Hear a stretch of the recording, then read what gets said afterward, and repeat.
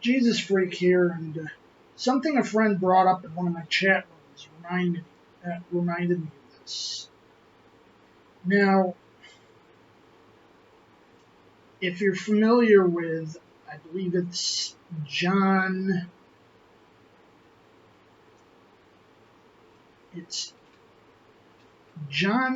5, 3 and 4.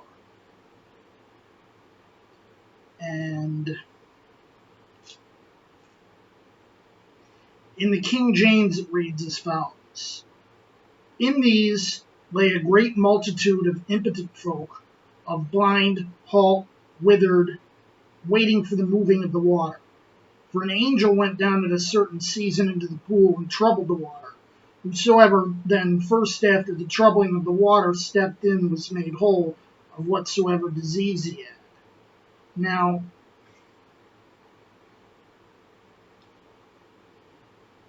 the modern versions tend, and this is obviously not exclusive, but a lot of them omit from waiting for the moving to the end of the next verse. Now, with this taken out, there doesn't seem to be an explanation for what's going on in verses 6 and 7. I'm going to continue reading from verse 5. And a certain man was there which had an infirmity 38 years. When Jesus saw him lie, and knew that he had been now a long time in that case, he saith unto him, Wilt thou be made whole? The impotent man answered him, Sir, I have no man when the water is troubled to put me into the pool, but while I am coming, another steppeth down before me. Now, why would he be talking about this? It doesn't make sense if there's no explanation of what's so important about being the first one into the pool when the water gets agitated.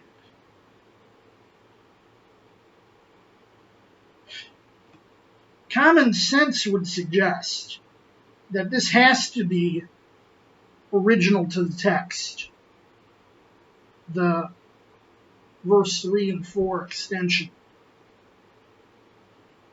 because the passage doesn't make sense as it stands without it.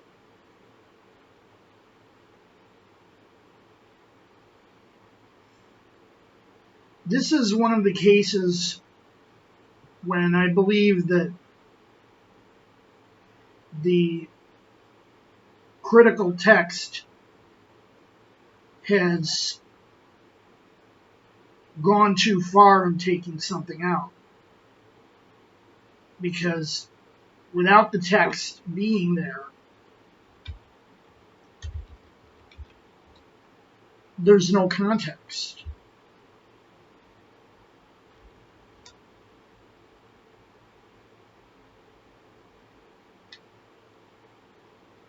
Now, one may point out, even the Vulgate has this bit. It's not missing from the Latin. So it was in the text around 400 or whenever Jerome did his work. So it's not some late addition.